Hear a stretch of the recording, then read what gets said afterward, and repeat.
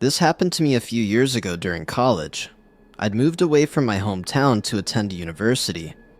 I had gone to high school with a guy named Alex. I wouldn't really call him a friend, more like someone who just kind of attached himself to our group, you know?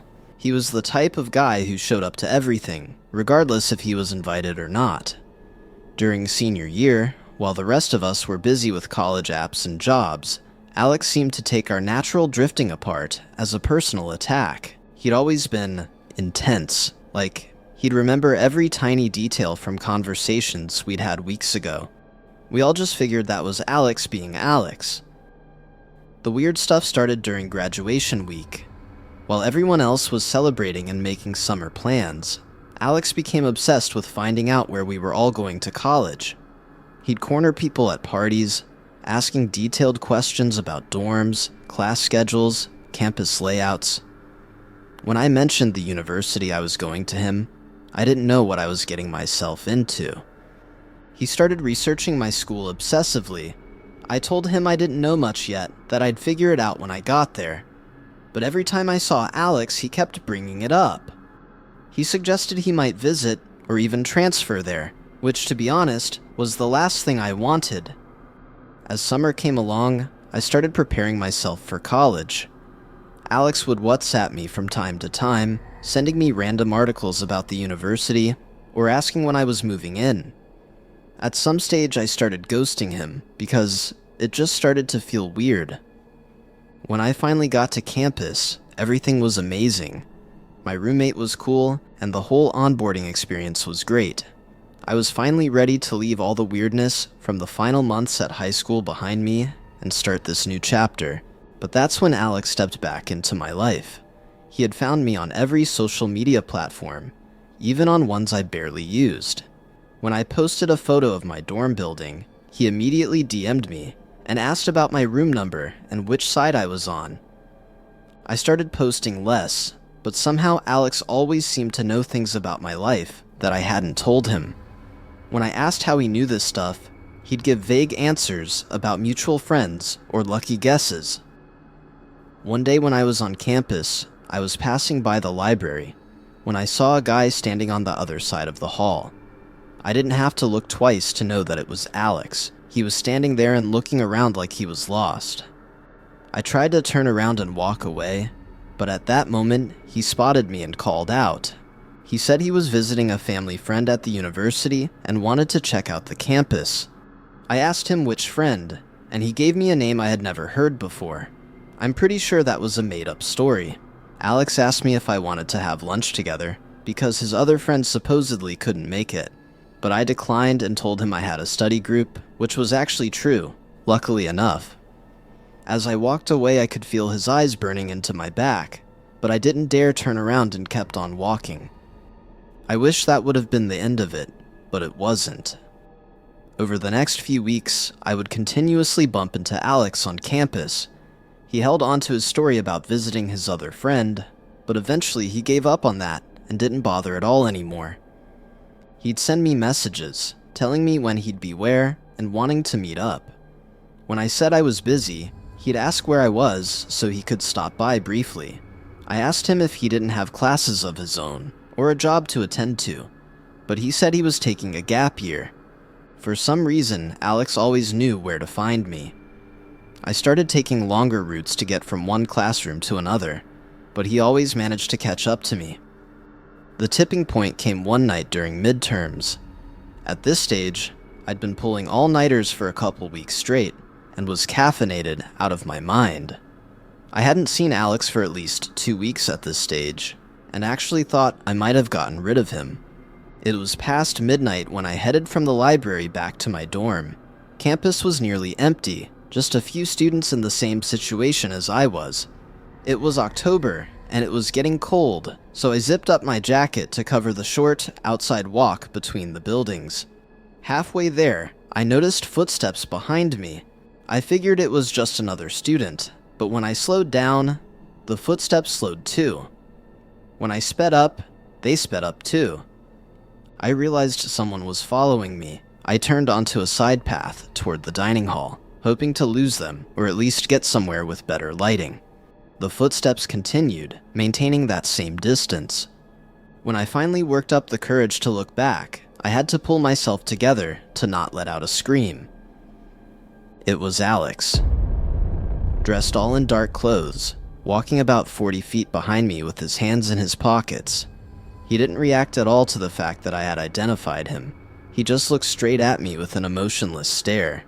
I decided to make a run for it. Without hesitation, I turned around and started sprinting as fast as I could. Behind me, I could hear that Alex was doing the same. When I burst through my building's entrance, I swiped my ID at the security door and slammed it closed behind me. The lobby was empty, except for a tired security guard who looked up when I stumbled inside. I turned around and looked through the window, but I couldn't see him anymore. The security guard came up to me, and I explained everything that happened.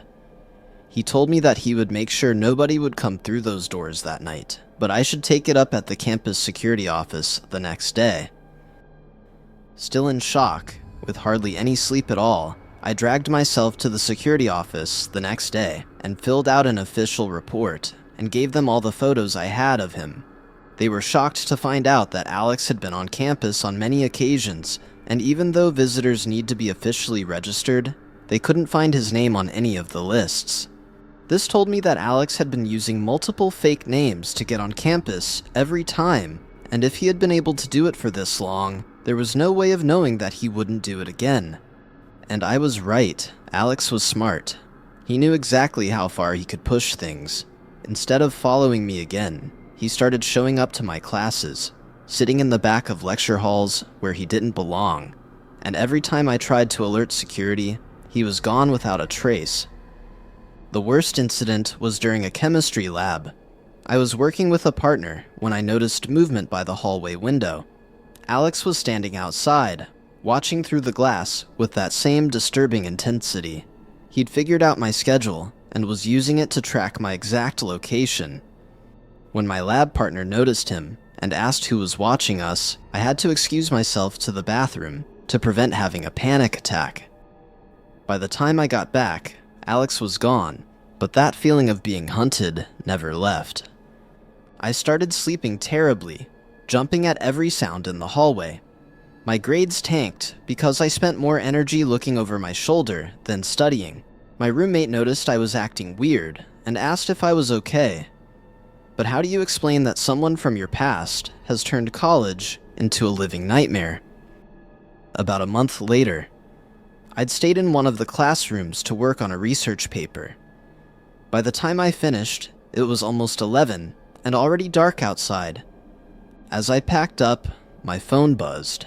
It was a message from Alex, a photo of me sitting at the exact table where I'd been working, taken from the small window of the door to the classroom. My hands were shaking as I looked around, trying to see if I could spot him, but of course I saw no one. My phone buzzed again. He knew I was alone, and that my roommate was gone for the weekend. I ran to the door and locked it, before calling the off-hours campus security emergency number. By the time they got to the classroom, once again Alex had vanished. One of the guards escorted me back to my dorm building, but that didn't help me get rid of the shock I was in. It was only now that I realized I was involved in an active stalking case. That night, I didn't sleep at all. Every tiny sound made me freeze, wondering if Alex had somehow gotten inside. When morning came, I probably made one of the hardest decisions of my life.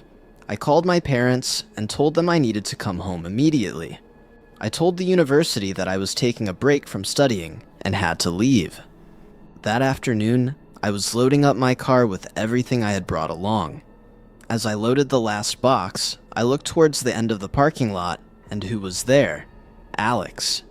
He was just standing there, watching me pack up. Our eyes met across the distance, and he raised his hand in what might have been a wave. I drove away from campus that day, knowing I'd probably never return. I had to go to therapy to start feeling safe in public again. I reported the whole case to the police, but have not received an update since. I've changed my number, deleted all my socials, and am since living in a new town, doing remote studies. If you ever find yourself being stalked, take action immediately, and don't wait around as long as I did. I have not heard or seen Alex since I drove away that day.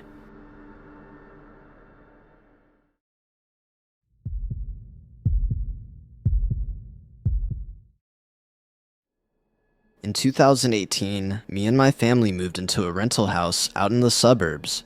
It seemed like a good neighborhood, with lots of kids the same age as our own. Most of the parents were our age too, and everybody seemed very friendly and nice. The only exception to this were the people that lived exactly opposite from us. They were an elderly couple, and they made it pretty clear from the get-go that they mainly kept to themselves and didn't engage in any neighborhood activities. As we moved there in summer and had young kids, we spent a lot of time outdoors on the street, where our kids would ride their bike and play with the other children. During those times, I often noticed either the man or the woman of the elderly couple watching us through the windows. Often, they just peeped out from behind the curtains, always just in the moment that I looked over. I started noticing the same thing when I left for work in the morning after bringing the kids to school. I thought it was strange, but at the same time, dismissed it for elderly behavior and didn't lose any sleep over it. However, as time went on, this odd behavior got more and more unsettling. The woman started appearing in her yard whenever my daughter went to play outside. She'd stand by her mailbox, pretending to sort through letters, but it was obvious that she was actually staring at her.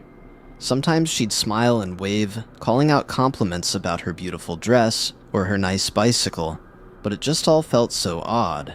As soon as I'd become aware and start walking over, she'd hurry back inside and shut the door behind her before I could get a word in. A few days later, it was my daughter's birthday, and we arranged a birthday party in our backyard. We invited several of her classmates and their parents, and the kids were running around, laughing, and playing games. I was setting up the cake table, just finishing up when I turned around and caught both the man and woman standing at their back fence, staring intently at the children. They weren't smiling or waving, they were just watching, creating a creepy and questionable atmosphere. I called out immediately, asking if something was wrong and if I could help them. But after another few seconds, without looking at me, they turned around and moved back towards their own house. This incident definitely ruined the rest of the party for me and for all the other parents who had witnessed our neighbors staring at the children. After everybody had left, I went to my laptop and typed in their names to see if I could find anything on them. I found that around 10 years ago, the man of the couple had been reported for hanging around a school and talking to the kids on their way home. He was never charged with anything, but given a restraining order and required to keep a distance from all school facilities. Knowing that a potential pedophile was living next door to us made me feel sick, but I didn't know what to do about it yet. Over the next few weeks, our daughter often woke up screaming during the night, claiming she had nightmares and said that there was someone standing outside her window. I was immediately on high alert because her room was facing the street, toward the elderly couple's home. On a few occasions, I went to have a look around outside, but I never actually saw anything. But because it had been going on for weeks at this point, I decided to take action. One night, I told my daughter to go and sleep in bed with my wife, and I would take her room. But instead of going to sleep, I sat in the far corner of the room, with a perfect view toward the window. I left the blinds slightly open, so I would notice any movement coming from outside. For the first few hours, nothing happened, and I began to wonder if I was being too paranoid. But then, around 2:30 in the morning, I saw a shadow move underneath the streetlight. It didn't take much guessing to recognize the elderly man, dressed in dark clothes, walking slowly toward our house. He stopped at the edge of our property and looked directly towards the window through which I was looking at him, but there was no way he could actually see me in the dark. I watched in silence as he drew back his arm and gently threw something towards the window.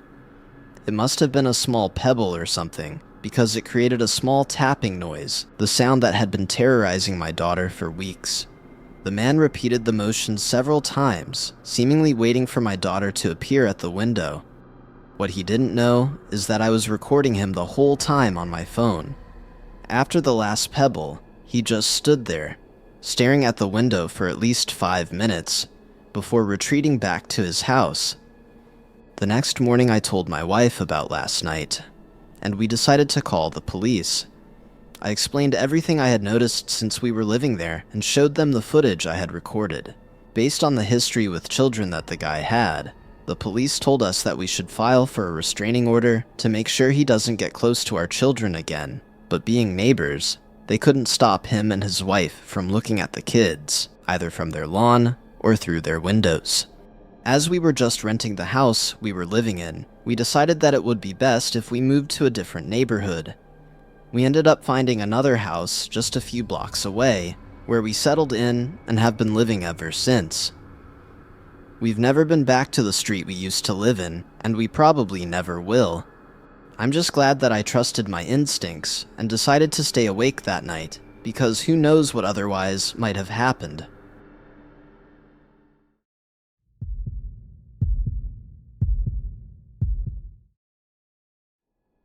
I'm a 30-year-old female who likes to go to the cinema alone.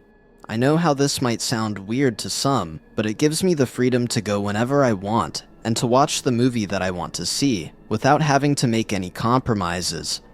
There was a new psychological thriller that I had been meaning to see for a few weeks now. The cinema I always went to was a rather old-fashioned one with a faded red carpet and old velvet seats, but it was never sold out and the prices were reasonable, meaning I could also get in at the last minute. I got a ticket for a 9:30 show, and already when I arrived in the parking lot, I noticed that there were hardly any other cars there. Once I got to the cinema, the lobby was practically empty, just me and the teenager behind the snack bar. I entered the movie theater, which was also completely empty, and chose the seat in the center of the middle row. Being in an empty theater has its advantages, meaning you can choose whichever seat you fancy the most. About 10 minutes later, just before the preview started, I heard the doors creak open and a man walked in. He must have been in his 50s, wearing a dark jacket and a baseball cap. What struck me as odd was where he decided to sit. Even though the entire theater was empty, he chose a seat just one row behind me and slightly to the left.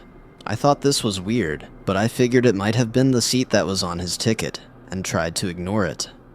The preview started, and I tried to focus on the screen, but something felt strange.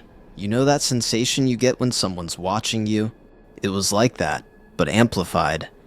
I found myself shifting in my seat, trying to get comfortable, but couldn't shake the feeling. At one stage, I casually pretended to stretch, and looked back. The man was sitting perfectly still, but he wasn't watching the movie. His face was angled toward me, not blatantly staring, but definitely focused in my direction. When our eyes met briefly, he didn't look away. He just maintained that steady gaze for a moment before slowly turning back toward the screen. My heart rate picked up a bit, but I told myself I was being paranoid. Maybe he was just spacing out, or maybe he was one of those people who had poor social awareness. I decided to give him the benefit of the doubt and went back to focusing on the movie. About 30 minutes into the movie, during a quiet scene, I suddenly became aware of subtle sounds behind me. I resisted the urge to turn around and tried to shake it off, but the sounds continued. My palms started to sweat, and I found myself gripping the armrests tighter than necessary. I finally turned around, abandoning any pretense of casual observation. The man had moved to the seat directly behind me. He was leaning forward slightly, his elbows resting on the back of my seat. When I looked at him, he smiled. Not the friendly smile that you get from your friends. A weird, creepy smile that just felt wrong. I asked him if there was a problem, and why he was sitting directly behind me. He responded that he was trying to get a better view of the screen and pointed toward the front of the theater. This, of course, made absolutely no sense, but I didn't want to escalate the situation. Instead, I told him as politely as I could that I'd prefer if he moved back to his original seat, and that I found it distracting having someone so close behind me. He paused for a long moment, still smiling like before, before standing up and moving just 2 seats to the left. The rest of the movie was torture. I couldn't focus on the plot anymore, too aware of the presence behind me to lose myself in the story. During a climactic scene, when the tension on screen was at its peak, I heard him whisper something. It was still too quiet to understand, but I think he was trying to talk to me. When the credits finally started rolling, I remained in my seat, not wanting to turn my back on him by walking up the aisle ahead of him. I pretended to be interested in reading the credits while actually listening for any movement behind me. But I heard nothing. The man stayed in his seat just like I did. When the credits came to an end, I decided to make a move, but as soon as I got out of my seat, the man behind me did the exact same. I glanced back at him, only to find that he was once again staring at me with the creepy smirk on his face. This was one of the cinemas where all the employees left at 10 o'clock, meaning it was very likely that it was just the two of us in the entire movie complex. Realizing this, my heart began to start hammering in my chest. I started walking out of the theater, realizing that the man was just a few steps behind me. When we entered the lobby, the bright yellow light blinded me, and it took me a few moments to adjust. But that didn't stop me from picking up my pace and heading toward the door. Once we got to the parking lot, I decided to look back once again, but couldn't see him anymore. I rushed to my car, got in, and locked the doors. Only then did I allow myself to take a deep breath in relief. I started the engine and pulled away from the parking spot. On my way toward the exit, I noticed the headlights of a car behind me in my mirror. At the exit, when I had to stop, the car pulled up close to me. Looking through the mirror, I almost froze when I recognized the shadow of the guy's baseball cap in the driver's seat, meaning the man was now driving behind me. The cinema was only a 10-minute drive from my place, but I decided to take a detour and stretch the route to about 30 minutes. For the first 15 minutes, I noticed that he was definitely following me, mirroring my every turn. But at a larger intersection that was decently busy for this time in the night, he must have lost me, because I didn't see him anymore after that. After driving for another few miles, I finally got back to my apartment, confident that the man hadn't been able to follow me. This was the last time I ever set foot in that cinema, and have since transitioned to watching Netflix on the couch in the safety of my own place. I don't know if I overreacted that night, or if the man had really been following me in his car. I contacted the cinema and told them my story, but I haven't heard anything since.